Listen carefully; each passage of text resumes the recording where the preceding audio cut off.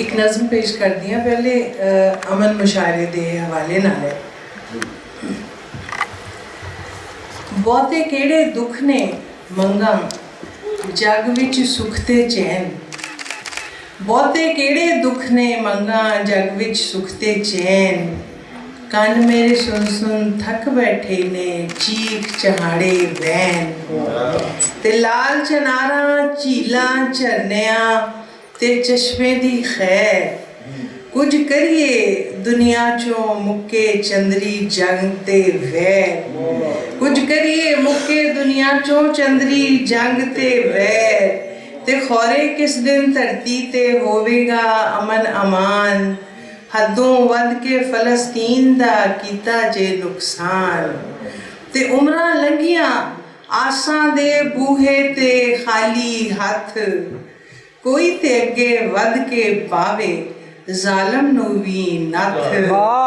उमरां लंघियां आसां दे बूहे ते खाली हथ, कोई ते अगे वध के पावे जालम नू भी नथ, ते अखां दा दुख दिल दे राही सारे तन विच वड़िया, आ बह जाइए जोड़ के सिर नू बिनती करा मैं अड़िया, के सुनदा कौन है टहना ऊपर बुलबुल तेरी कूक, पुरा पुरा सब रुलदे फिरदे मंगदे हक हकूक, ते हत्थां विच कबूतर फड़ के कदों गुजारे हुंदे साडे आल दुआल भी रब्बा चार सहारे हुंदे, ते इक्को सारी दुनिया हुंदी कंध ते ना दीवार, ते इक मिक रहिंदे रल मिल सारे जित ना कोई हार, इक मिक रहिंदे रल मिल सारे जित ना कोई हार, ते इक मिक रहिंदे रल मिल सारे जित ना कोई हार, ते बहुते केड़े दुख ने मंगा जग विच सुख ते चैन, कन मेरे सुन सुन थक बैठे ने चीख चहाड़े वैन। ते जे वक्त है तो एक गज़ल दे कुछ शेर भी पेश करते हैं। दिल विच प्रेम सवेरा कर दे, दिल विच प्रेम सवेरा कर दे, ते इक मिक चार चुफेरा कर दे, दिल विच प्रेम सवेरा कर दे, इक मिक चार चुफेरा कर दे,